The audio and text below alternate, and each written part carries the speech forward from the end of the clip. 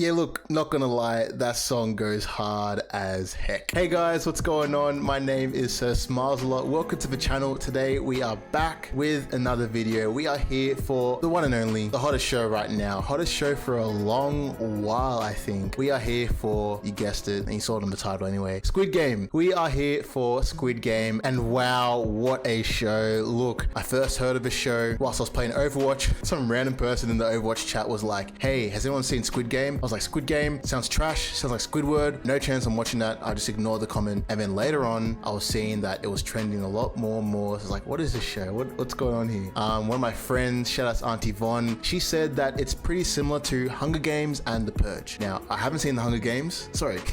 I haven't seen The Purge, but I have seen the Hunger Games, and I really did enjoy the Hunger Games. So I was like, you know what, I gotta check this one out, and oh boy am I glad. And I'd also be glad if you would sub, hit that sub button, notification bells on. I would greatly appreciate it. Now obviously, as you can see, I've only got about 30 or so subs. I'm doing a road to 100 subs. I'm doing it. I figured, you know what, I'm doing the channel, enjoying my videos, having fun, why not set a target? So I'm setting a target, 100 subs, and I will do something very cool. Let me know what you want me to do at 100 subs. I'll do something, I don't know. Greatly appreciate if you guys like as well the video, comment below any shows you want me to check out. Traditionally I like checking out anime trailers and shows, but I also like to broaden my horizon, check out other shows as well. So if you guys have any shows you want me to check out, any content you want me to check out, chuck it in the comments below, I'll check it out. So without further ado, going straight into my Squid Game Season 1 review. If you haven't seen Squid Game Season 1, check it out, because this is going to be a spoiler video. Spoiler right here. I don't know if I did that right. Spoiler. You know what? I'm gonna make it work. Spoiler review. Gonna be a lot of spoilers, and of course from the different games, what happens to the characters. So if you haven't checked it out, check it out. And now that you have checked it out, so I'm assuming you went out and then now you're back after watching Season 1, I'm guessing. So Squid Game, straight into review. Season 1 is about a guy named Ji-hoon, and he is stuck in some financial trouble. Now he's being hunted by loan sharks. He's not doing very well. He's even like spending his life savings on gambling. Like, this guy's down bad. He is down in the dumps of the dumps of the dumps, the worst dumps you could be in. And he's got this daughter, and you can see that like the relationship between him and his daughter, like you really do feel for the guy. And sometimes you wonder like how did you actually end up in the situation where you're in, because you seem like a genuine guy, and throughout the show he is a genuine guy. So this guy Ji-hoon, he gets a second chance at life. Essentially he gets the opportunity to win 46 billion won, or in other words, in Australian dollars, 53 million dollars. Now he's competing against about 456 other people in this competition, where the last one standing, well, we know that at the end it's the last man standing, last person standing, wins 53 million dollars, 46 billion won. And in order to win this prize money, they have to compete in these death torturous games, 6 games. And look, these games are intense. These games are so simple, but the way in which they portray these games, it feels like it's life and death. It really is life and death. And these are like children's games. These are games which kids in Korea would play. South Korea, I'm not sure, North Korea. Kids would play growing up in school and primary school and all that. Very familiar games which everyone knows, everyone can play. But of course there is a twist. If you lose at the game, you will be eliminated, which the players find out. Being eliminated means that you will be killed. Now I just want to talk about the games and the characters. The first game, of course, red light, green light. I gotta say, this game definitely was great for the pilot, because obviously we've got like 456 people, a lot of people, and in a way you not only get rid of a lot of the fodder, a lot of the chum, but you also show the stakes at which the games are played. Like, this is life and death, and no one really realizes that until the start of the game. I forgot how the girl says it. Na na ni ni na ni na na. And of course, if you move, you are shot. You are these little sentry guns, just like pinpoint accuracy, just like knocking you down. That game was one of the most intense games of red light, green light. We call it What's the Time, Mr. Wolf here in Australia. The way in which it shows like different characters, the way they survived in the game. Of course, you got Il-nam, the old guy, which we do know that Il-nam was, in fact, the creator of Squid Game. He was the OG. We obviously know that he was very familiar with the game. He knew what was involved. He was straight into it. He didn't really care about the people getting shot and everything. He was just straight into the game. And of course, you got Ali holding up.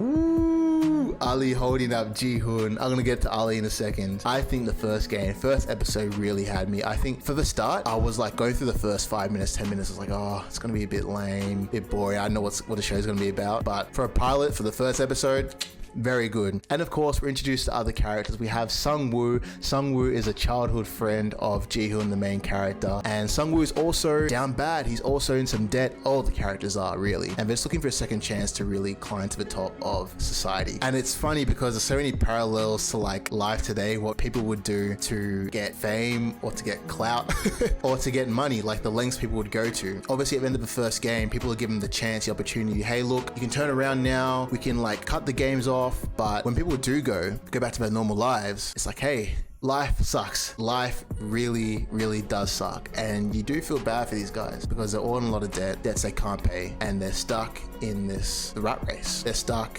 and they can't actually make ends meet. And the whole point of the game was a chance for like every single debt you had immediately gone. And I like the fact that the creator of the game actually gave the players a chance. Look, obviously you can get killed in this game. This is purely a matter of personal choice. Look, we'll call off the games now, but if you want to come back, doors always open. That was some messed up, twisted stuff, but it was crazy because people realized, look, we've got nothing left. All we have is the games, which is a really harsh thing. Now, the second game they played was actually a fairly simple game, but it was not simple at all. Like, I'm sure there's people who've done like reviews on how to win every single Squid Game. I watched this game and I was like, as soon as they revealed what it was, I thought, okay, simple tracing. You have to be so intricate, so delicate to not be able to smash the piece. Like, and as soon as you make one mistake, that's it. They gun you down. So with the second game, of course, you can choose whatever shape you want. You got the triangle, the star, the umbrella, the circle. Sung-woo, he obviously understands, not obviously, he realizes what the game's going to be involving. He just remembers and he chooses the so-called easiest shape, which is the triangle. And he didn't tell his friends, he didn't tell anyone else of what the easiest game was, which I thought was really dog. But at the end of the show, you do see that Sung-woo really does want to win. He's willing to do anything to win, essentially. But look, I think it was pretty clutch the way in which Ji-hoon found the way to win the game. He thought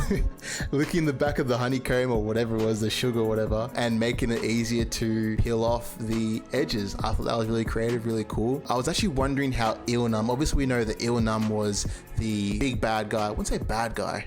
Il-nam was the creator of this competition, this tournament, and he essentially would know the games. He would probably know how to win every game, but there are actually some games, which I'll get to in a second, some games which even if you know how to win, you actually can't win because it's not based off just you, there's other factors involved. So this one, he didn't start licking the honeycomb until he saw Ji-hoon start to lick the honeycomb. So I'm thinking, did he know about the trick to lick the honeycomb? Did he have another way of surviving? Like, let's say if he didn't, lick the honeycomb and do it properly in time, would they have just dragged his body away and then done like a behind the scenes like papa? Like, I don't know what they were planning on doing. I think he was probably dead then. Maybe I don't know. Look, maybe they would have found some way to make him survive. Anyway, second game, props Ji-hoon.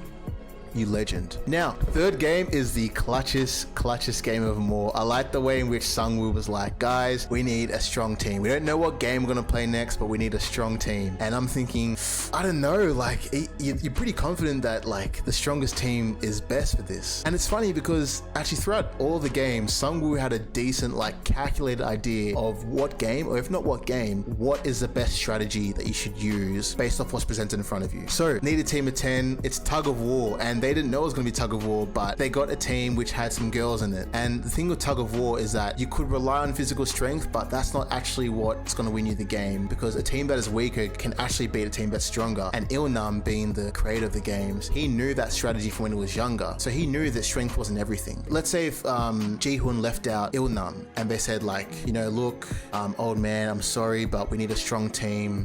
The team that did have him, I can guarantee you would have won, because it works on teamwork, this game, not based off strength. So Il-nam, Sung-woo, they brought in some mad tactics to win the game, which I thought was very cool, very awesome. Now the fourth game was probably the most heart-wrenching game. I don't know if heart-wrenching is the right word. It's of course the game of marbles, where teams have to get in teams of 2, and once you've got into a team of 2, you're playing marbles to the death. And this game, because at the start you're supposed to choose pairs, and of course you don't know what the game's going to be, but you just choose your pair. And Sung-woo picked Ali, and Ali, rest in peace, brother. I don't know if my heart's in the heart's not even in the shot. Rest in peace, brother. Actually, I've seen some theories online. Some people think that Ali's are dead. I'm thinking, what? My brother said, because Ali got shot. Sorry, spoiler alert, of course. Because Ali got shot like through the mouth, he's not dead. Because like it didn't, the way in which the bullet entered I'm thinking, let the man rest in peace. If he's dead, he's dead. Let him rest. Don't try and bring up some nonsense theory that I doubt's gonna be true. Look, if Ali's alive, I'm seeing kumbaya, I'm doing everything. Bring the man back. But if he's dead, let him rest. He's a good man, lived a good life. And the dog, Sung-woo, got him killed, which I'm still kind of fuming about. I'm still very upset about. But yeah, of course, we've got Ji-hoon and Il-nam playing marbles against each other. And I knew that there was something about Il-nam from this very scene in particular, because you have Il-nam being like, oh, I recognize this place, I recognize that, I recognize this, I recognize that spot and that spot and that. And it was like, it was too specific. Like, I understand they're trying to get the whole dementia thing across, and which you mentioned at the start of the show. It was very specific, the way in which it was describing everything. I'm thinking, this is based off this guy's life in some sort of way. There's something fishy about this. And of course, the off-screen death confirmed my fishiness suspicion that there's something fishy's going on. Man's ain't dead. I don't think he's dead. Turns out he wasn't dead.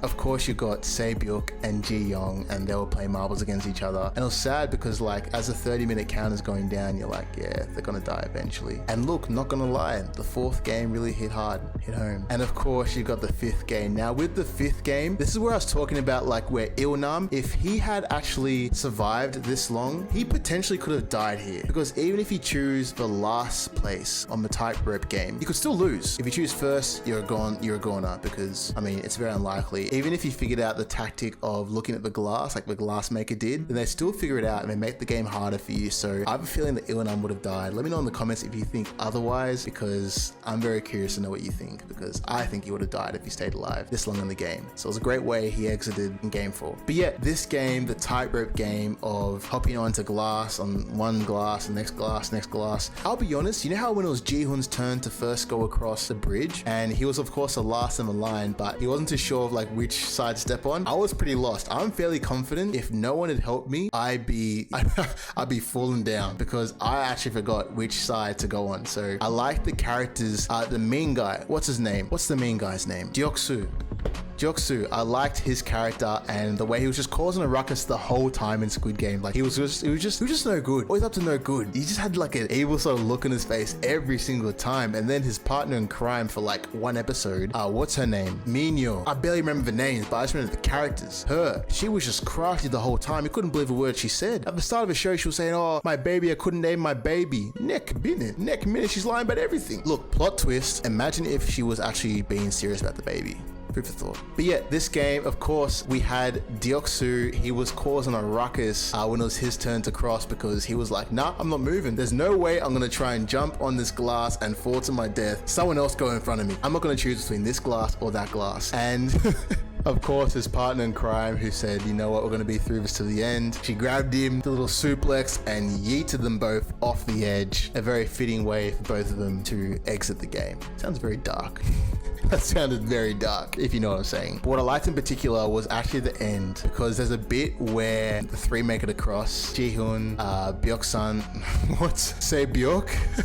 Se-byuk and Sung-woo, they make it across, and then the whole glass bridge just like explodes, and you've got like this 2-minute sequence of just, not 2 minutes, exaggeration. You got this long sequence of just this slow-mo glass just slicing and dicing their faces, and I loved the song that was like in behind, and I loved this way they did the slow-mo. It was very well done. One of my favorite scenes in the whole show, I gotta say. And then of course the last game was Squid Game, which they mentioned at the very start of the show. At the very opening scene is Squid Game. I forgot who the narrator is. I think it could be Ji-hoon. I think he was the narrator, and maybe it was Sung-woo playing with him as well. But when they were explaining the game, maybe you were the same as well. I actually didn't really pay attention to the rules. Even still, I don't really understand the rules too much, but I like the way in which they brought the game back at the end. Ji-hoon and Sung-woo were like, yeah, like it's all good. Play this game as kids. This is a game. This is a perfect finale. And I really enjoyed it. The cop, the detective, his involvement in the show was so necessary. First of all, I think he's still alive. I think the shot to the arm didn't kill him. I think he's definitely still alive. And I'm pretty sure his text messages did go through. At least the first two I think did go through. And then there was like a couple which he had to resend. I'm pretty sure they went through. So I'm sure he's going to get saved by his chief or whatever. Someone's going to save him. I like the way we're following his journey as well. He was one of those squid people